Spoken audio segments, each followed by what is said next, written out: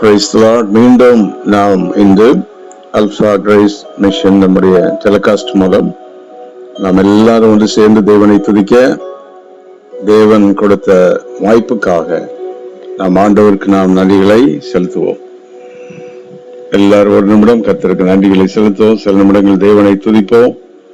முதலாவது, தேவன் கடந்த மாதங்கள் முழுவதும் பாதுகாத்ததற்காக நன்றி செலுத்துவோம். இந்த மாதத்தில் தேவன் நம்மை வழிநடத்த, தேவன் நம்மை ஆசீர்வதிக்க, பாதுகாக்க ஆண்டவருக்கு நாம் துதிகளை நாம் செலுத்துவோம்.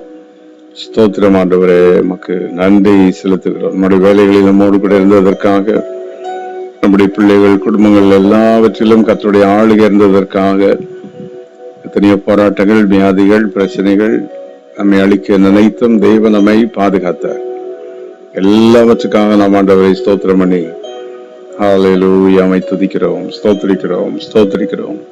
உம்முடைய மகிமைக்காக நன்றி, உம்முடைய கிருபைக்காக நன்றி ஆண்டவரே. இந்த வேளையிலே ஆவர் ஆங்காங்கே இணைந்து இப்படி கர்த்தரை துதிக்க தேவன் கொடுத்த நல்ல வாய்ப்புக்காக நன்றி. இந்த ஆன்லைன் வாயிலாக இணைந்திருக்கிற விசுவாசிகள், குடும்பங்கள், பிள்ளைகள், ஊழியர்கள் பல இடங்களிலும் பல தேசங்களிலும் இருந்து நாங்கள் இப்படி இந்த ராத்திரி வேளையிலே இணைந்து உம்மை துதித்து கர்த்தருடைய வார்த்தையை சிந்தித்து ஜெபித்து உம்மை ஆராதிக்க நீர் கொடுத்த இந்த சிறிய நேரத்துக்காக நாங்கள் உம்மை துதிக்கிறோம். ஹல்லேலூயா. ஒவ்வொரு இடங்களிலும் உம்முடைய ரத்தம் தெளிக்கப்படட்டும். இப்பொழுது எங்கெல்லாம் இருந்து உம்முடைய பிள்ளைகள் இணைந்து இந்த ஆன்லைன் வாயிலாக கர்த்தருடைய வார்த்தை கேட்டு ஜெபித்துக் கொண்டிருக்கிறார்கள். அங்கெல்லாம் உம்முடைய ரத்தம் தெளிக்கப்படட்டும். உம்முடைய வல்லமை இறங்கட்டும், உம்முடைய பிரசன்னம் இறங்கட்டும். ஹல்லேலூயா. ஸ்தோத்திரிக்கிறோம், ஸ்தோத்திரிக்கிறோம். எல்லாரும் இயேசுவின் ரத்தத்துக்கு நன்றி செலுத்துவோம். ஒவ்வொரு இடங்களில் அவருடைய ரத்தத்தின் வல்லமை வெளிப்படுவதாக. ஹல்லேலூயா. ஸ்தோத்திரிக்கிறோம், ஸ்தோத்திரிக்கிறோம்.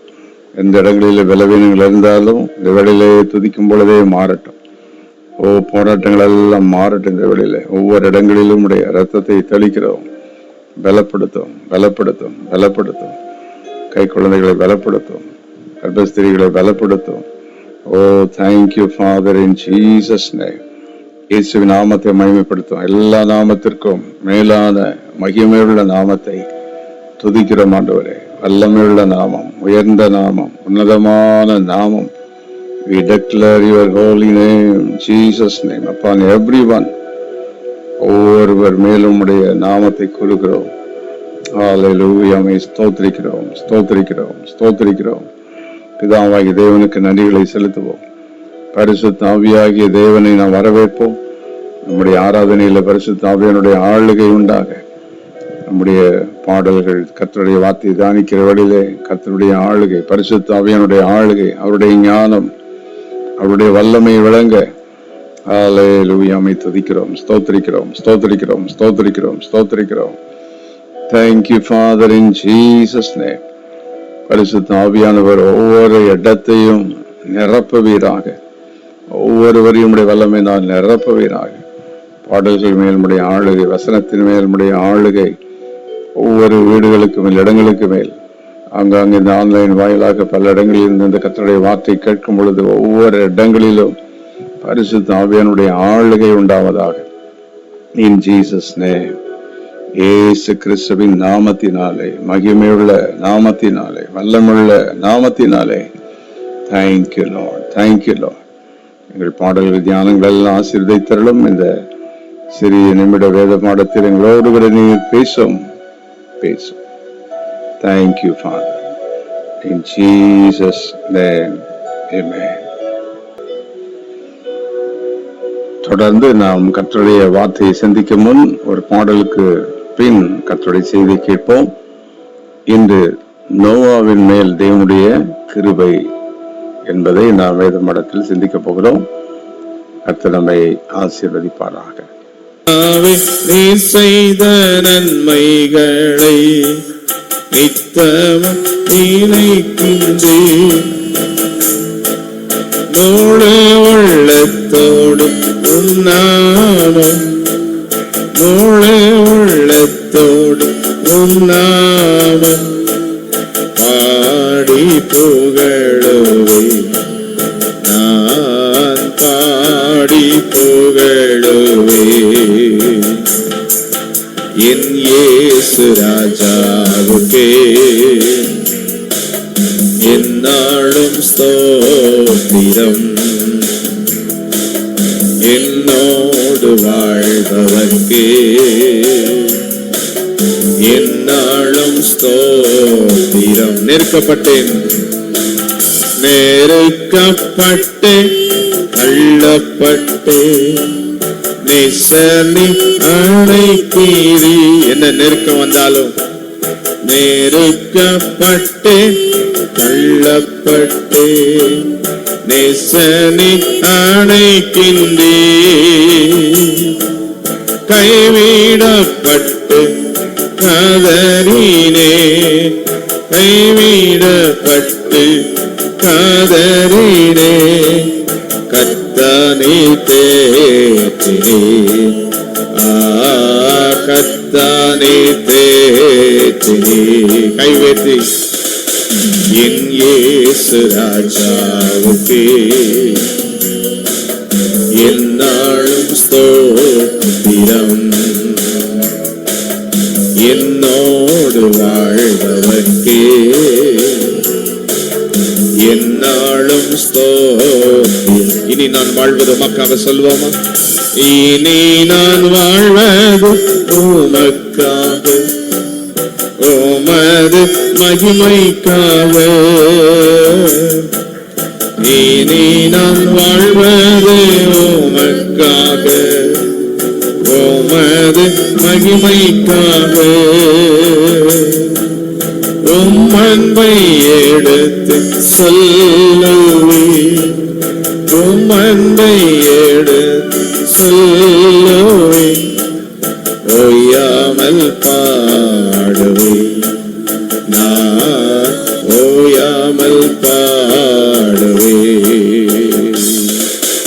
என் இயேசு ராஜாவுக்கே என்னாலும் ஸ்தோத்திரம். என்னோடு வாழ்பவர்க்கே என்னாலும் ஸ்தோத்திரம். என் இயேசு ராஜாவுக்கே என்னாலும் ஸ்தோத்திரம். ஆதியாகமத்தின் புஸ்தகம் 6ஆம் அதிகாரம் 8-9 வசனங்களை நாம் வாசிக்கிறோம். நோவாவுக்கோ கர்த்தருடைய கண்களில் கிருபை கிடைத்தது. நோவா தன் காலத்தில் இருந்தவர்களுக்குள்ளே நீதிமானும் உத்தமனுமாய் இருந்தார்.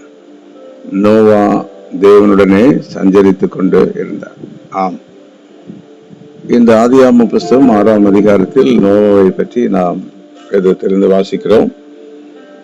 இந்த நோவா தன்னுடைய வாழ்வில் ஒரு ஸ்பிரிச்சுவல் லைனேஜில் வந்த ஒரு மனிதனாக இருக்கிறான். ஆவிக்குரிய லைனேஜில் வந்தவன். தேவன் இவனை தெரிந்து கொண்டார். ஆனால் நோவா வாழ்ந்த நாட்கள் மிக கொடூரமான நாட்கள். Noah stood alone in the evil days. கொடூரமான நாட்களிலே தனிமையிலே விசுவாசத்திலே உறுதியாக நின்றான் என்று நான் பார்க்கிறோம். இங்கு நோவா அப்படி உறுதியாக நின்றதற்கு காரணம் ஒன்று, அவன் தேவனோடு நடந்தான். ஆதியாகமம் 6:9 வாசிக்கிறோம். இன்றைக்கு கூட நம்முடைய வாழ்க்கையிலும் எவ்வளவு பிரச்சனைகள் இருந்தாலும் ஆண்டவரோடு நாம் நடப்பது, அப்படி என்றால் ஜெபிப்பது, வேதத்தை வாசிப்பது, தேவனை சிந்திப்பது, அவருடைய செய்திகளை கேட்டுக்கொண்டிருப்பது, அவருடைய ஊழியர்களோடு கனெக்ட் பண்ணிட்டு இருப்பது, இப்படி தேவனையும் பற்றி கேட்டுக்கொண்டது அவரோடு நாம் நடக்கும் பொழுது எப்படி மோசமான சூழ்நிலைகள் இருந்தாலும் நாம் வெற்றியாய் நடக்க முடியும், வெற்றிகரமாய் நடக்க முடியும். ஆகவே நோவா வாக்ட் வித் காட் என்றிருக்கிறது ஆதியாகமம் 6:9. காரணம், இவருடைய முற்பிதாகிய ஏனோக்கு ஆதியாகமம் 5:22-24 ஈனாக் வாக்ட் வித் காட் என்றிருக்கிறது. ஏனோக்கும் தேவனோடு நடந்தார்.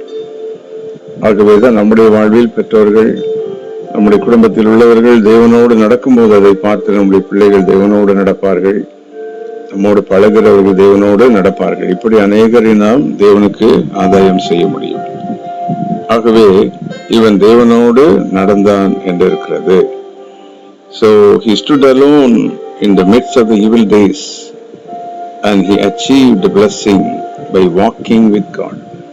தேவனோடு கூட நடந்து பலத்த ஆசீர்வாதத்தை நோவா தன்னுடைய வாழ்வில் பெற்றுக்கொண்டார். ஆகவே இந்த நோவாவை தேவன் நேசித்தார். நோவாவின் மேல் தேவன் அன்பு வைத்தார். கிருபையும் அன்பும் உள்ள தேவன் நம்முடைய ஆண்டவர். ஆகவே நோவாவின் மேல் கிருபை வைத்து அவன் மேல் அன்பு வைத்து ஆண்டவர் அவன் மேல் அன்பு வைத்து தேவன் செய்த காரியங்களை பார்க்கிறோம். முதலாவது அவன் மேல் அன்பு வைத்தபடினால் அவனோடு பேச ஆரம்பித்தார். அவனை தெரிந்து கொண்டு அவனோடு பேச ஆரம்பித்தார்.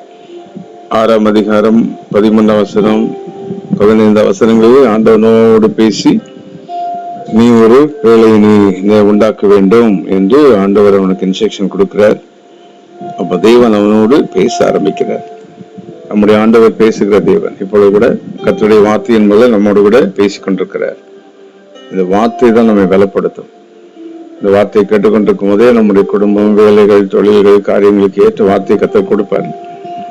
ஆகவே தேவன் நம்மோடு பேசுகிறவர். அன்றைக்கு அவ்வளவு பெரிய கிரௌட், அவ்வளவு பெரிய ஜனத்தின் மத்தியில் ஒரு மனிதனாகிய நோவாவை தெரிந்து கொண்டு அவன் குடும்பத்தை தெரிந்து கொண்டு அவனோடு கூட பேசுகிறார். ஆகவே God's love speaks என்று பார்க்கிறோம். தேவனுடைய அன்பு நம்மோடு கூட பேசும். ஆகவே பேசும் அன்பு அவருடைய கிருபை நம்ம வரும்போது நமக்கு வழி நடத்துவார், என்ன செய்ய வேண்டும் என்று சொல்லிக் கொடுப்பார். இரண்டாவது, God's love dictates, சொல்லிக் கொடுக்கும் அன்பு. இங்க நோவாவுக்கு பிழை செய்வதற்கு எப்படி செய்ய வேண்டும், என்ன மரத்தால் செய்ய வேண்டும், எப்படி செய்ய வேண்டும், அதை எப்படி கீழ் பூச வேண்டும், இப்படி டீட்டெயிலா அவனுக்கு டிக்டேட் பண்ணுகிறார். பாருங்கள், ஆண்டவர் ஒரு மனிதன் மேல் கிருபை வைத்து விட்டால், ஒரு மனிதன் மேல் அன்பு வைத்து விட்டால் எல்லாவற்றையும் சொல்லிக் கொடுப்பார். குடும்பத்தில் எப்படி நடக்க வேண்டும், என்ன செய்யணும், எங்க வேலை செய்ய வேண்டும், பண பிரச்சனைகளுக்கு என்ன செய்ய வேண்டும், பிள்ளைகள் 2 பேர் 3 பேர் இருந்தால் ஒவ்வொரு பிள்ளைக்கு என்ன செய்ய வேண்டும் என்று சொல்லி ஆண்டவர் மிக கரிசனையாக டிக்டேட் பண்ணுவார். ஆகவே நோவாவுக்கு கர்த்தருடைய கண்களில் கிருபை கிடைத்தது. தீமையான இந்த நாட்களில் நோவா தேவனோடு சஞ்சரித்து தேவனோடு வாழ்ந்தான். ஆண்டவருடைய அன்பு அவனோடு பேசினார். ஆண்டவருடைய அன்பு அவனுக்கு எல்லாவற்றையும் சொல்லிக் கொடுத்தார். அப்படி ஆண்டவர் ஆச்சரியமாய் நோவாவை நடத்தினார் என்று பார்க்கிறோம்.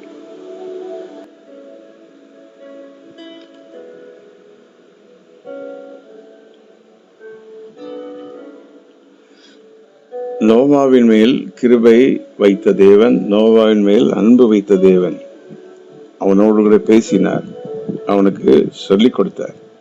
God's love speaks to us. God's love dictates. மூன்றாவது, God's love provides our needs. நோவாவுக்கு பேழையை கட்டுவதற்கு தேவன் சொல்லி பேழையை கட்டுகிறார். பிரம்மாண்டமான ஒரு பேழை.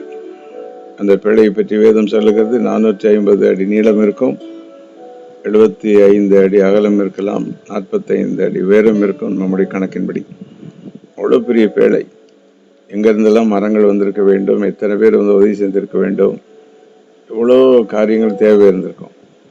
அப்போ ஆண்டவருடைய அன்பு எப்படி அவனுக்கு தேவைகளை சந்தித்து எல்லாம் செய்து அவ்வளோ பெரிய ப்ராஜெக்டை செய்வதற்கு தேவன் உதவி செய்தார். ஆம், தேவன் நம்மேல் அன்பு வைத்து கிருபை வைத்து விட்டால் எவ்வளோ பெரிய தொழிலானாலும் எவ்வளோ பெரிய வேலையானாலும் செய்து முடிக்கலாம்.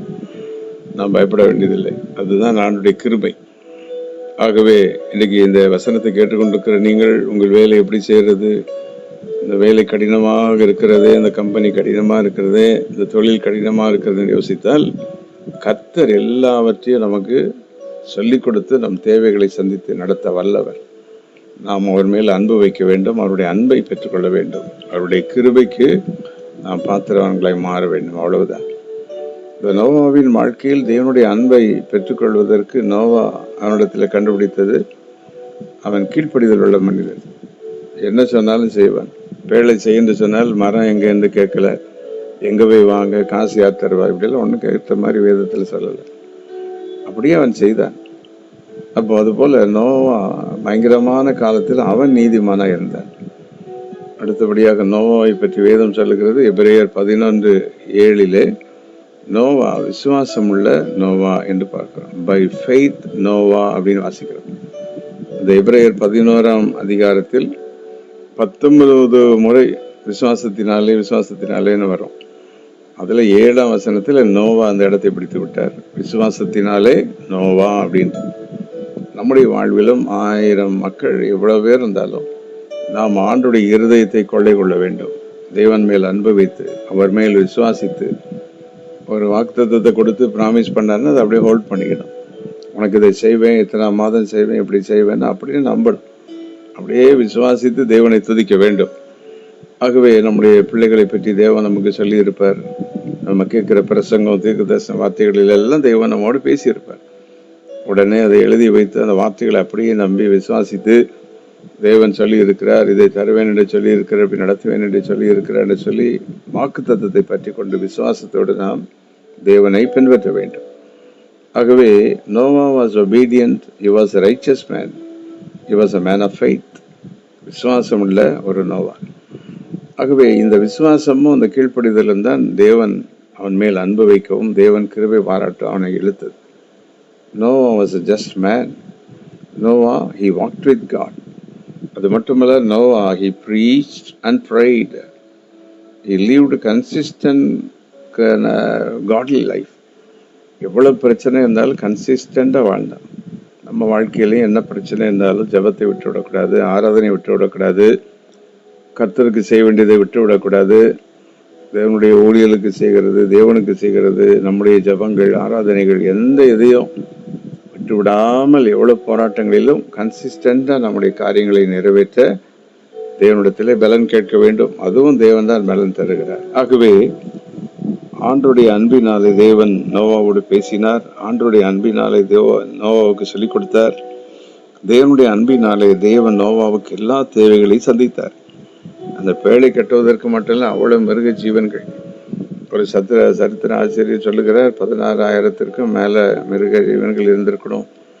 அவருக்கு அவ்வளவு ஃபுட்டையும் எப்படி ஆண்டவர் ப்ரொவைட் பண்ணியிருப்பார் அப்படின்னா, இதெல்லாம் ஆண்டோடைய பெரிய கிருபை. ஆகவே அதை நாம் ஆழமாய் சிந்தித்தால் பல ரகசியங்கள் இருக்கு. ஒரு மனிதனை அழைத்து விட்டால் தேவன் எல்லாவற்றையும் செய்து முடிப்பார். இந்த முதல் கிரியேஷன்ல ஆதாம் காலத்துல எல்லா மிருகங்களையும் உண்டாக்கி தேவன் உலகத்துல விட்டார். இப்ப இது 2வது கிரியேஷன் மாதிரிதான். நோவாக்கு காலத்துல மறுபடியும் மிருக ஜீவன்கள் எல்லாம் ஜீவனோட வைத்து புதிய உலகத்துக்குள்ள வரப்போகுது. அதுக்கப்புறம் அந்த மிருக ஜீவன்கள் தான் பெருக போகுது. இது பெரிய ப்ராஜெக்ட். அப்ப இதற்கு விசுவாசம் வேணும், நம்பிக்கை வேணும், தேவனை சார்ந்து விட. நம்முடைய வாழ்க்கையில் அப்படிதான். புது புது காரியங்களை தேவன் செய்வார். ஆச்சரியமான காரியங்களை நமக்காக கர்த்தர் செய்வார்.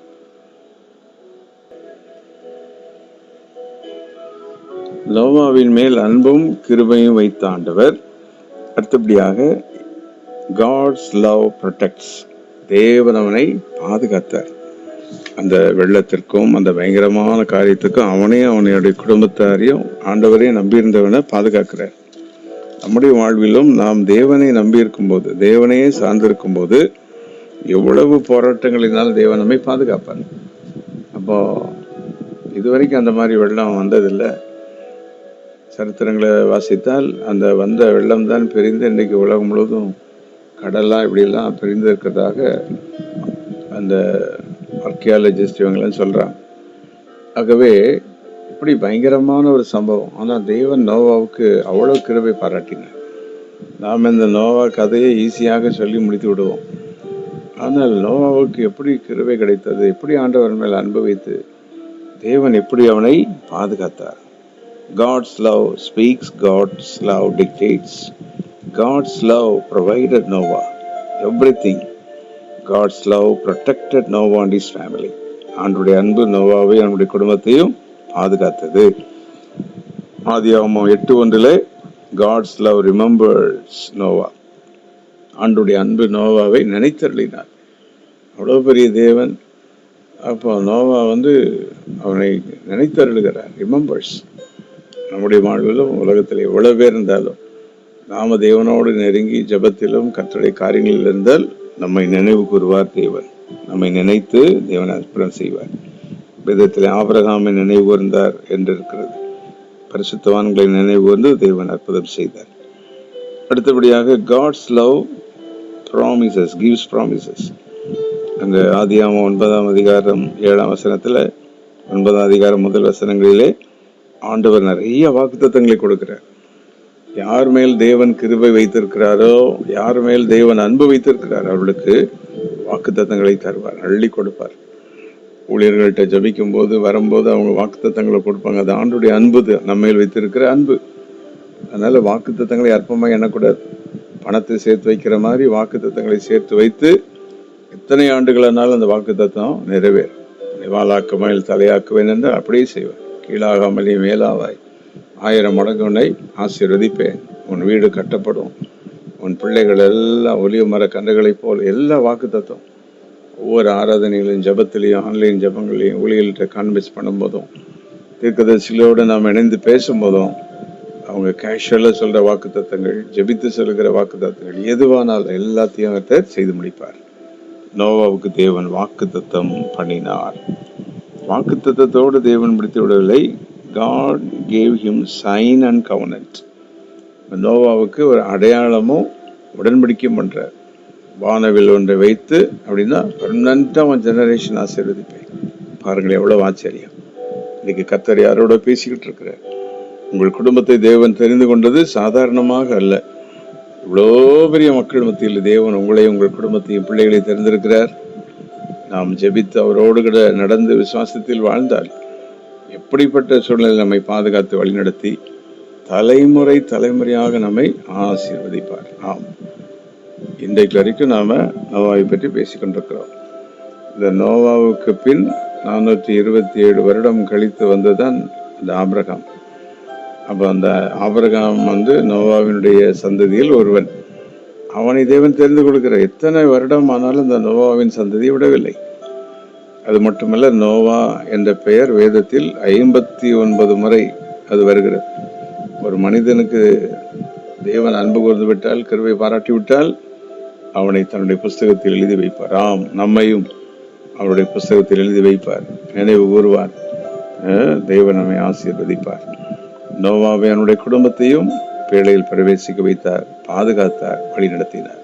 இன்னைக்கு இந்த வார்த்தையை கேட்டுக்கொண்டிருக்கிற குடும்பங்கள் யாவரையும் தேவன் சொல்லுகிறார், உண்மையில் அன்பு கூர்ந்து நான் உன்னை ஆசீர்வதிப்பேன், அன்பு கூர்ந்தபடியினால் உனக்கு வழிகாட்டுவேன், உன் தேவைகளை சந்திப்பேன், உன்னை பாதுகாப்பேன், உன்னை நினைத்தருளுவேன், என் வாக்குத்தத்தங்களை நான் நிறைவேற்றுவேன், என் உடன்படிக்கைகளை நான் நிறைவேற்றுவேன். நோவாவுக்கோ கர்த்தருடைய கண்களில் தயவு கிடைத்தது. நோவாவுக்கு மேல் தேவன் கிருபை பாராட்டினார். இப்பொழுது தேவன் அந்த வல்லமையின்படி, இந்த வார்த்தையின்படியே கேட்டுக்கொண்டிருக்கிற ஒவ்வொருவரையும், இந்த ஆன்லைன் வாயிலாக எங்கிருந்து கர்த்தருடைய வார்த்தை கேட்டுக்கொண்டிருந்தாலும், தேவனுடைய பிள்ளைகள், குடும்பங்கள், ஊழியர்கள் யாராயிருந்தாலும், இந்த வார்த்தையின்படி தேவ கிருபையும் அவருடைய அன்பு உங்கள் வாழ்வில் வந்து அற்புதம் செய்வதாக. ஆமென். நன்றி நன்றி ராஜா, நன்றி இயேசு ராஜா, நன்றி நன்றி ராஜா,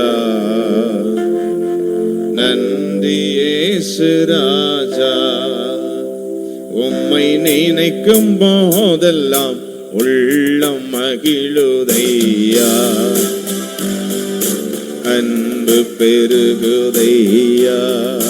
நன்றி ராஜா, நன்றி நன்றி ராஜா, நன்றி இயேசு ராஜா, நன்றி நன்றி ராஜா,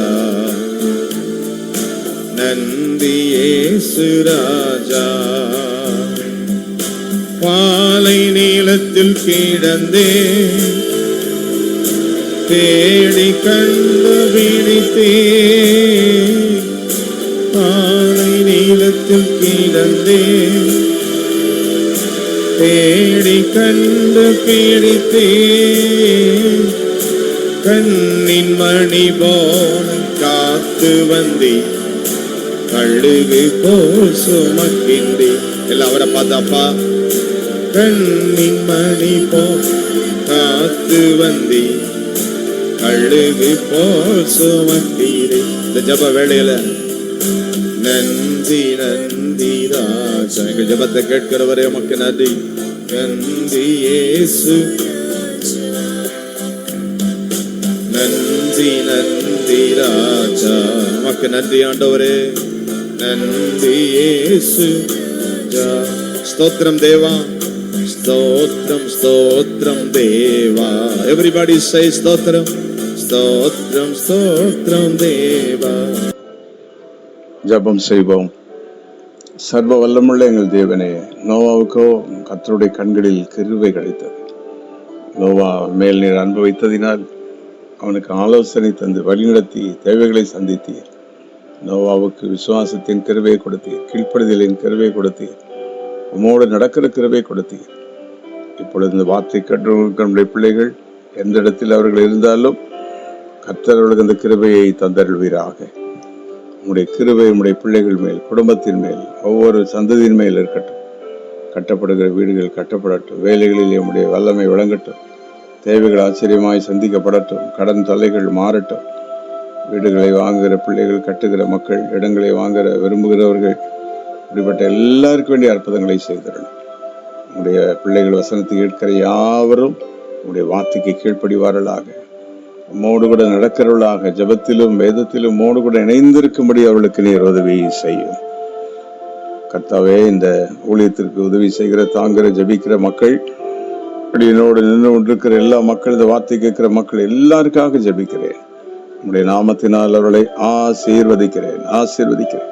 இப்பொழுது ஒவ்வொரு வீட்டுக்குள்ளும் வல்லமை இறங்கட்டும், பிள்ளைகள் மேலும் வல்லமை இறங்கட்டும். அவரவருடைய வேலை ஸ்தலங்கள் மேலும் அக்கினி அனுப்புகிறேன். வேலை, தொழில்கள், வியாபாரங்கள் மேலும் வல்லமை இறங்கட்டும்.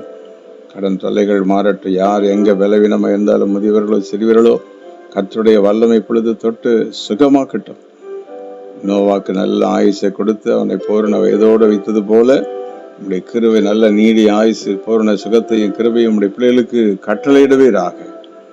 இப்பொழுது உடைய ஊழியனாகி நான், தீர்க்கதரிசியாகி நான் உடைய நாமத்தினாலே ஒவ்வொருவரையும் நான் ஆசீர்வதிக்கிறேன். நோவாவுக்கு கொடுத்த அந்த ஆசீர்வாதங்கள், வாக்கு தத்தங்கள் எல்லாம் எல்லா குடும்பங்களிலும் வந்து பலிப்பதாக. ஆசீர்வதியும். இயேசு கிறிஸ்துவின் நாமத்தில் கேட்கிறோம் பிதாவே. ஆமென், ஆமென், ஆமென்.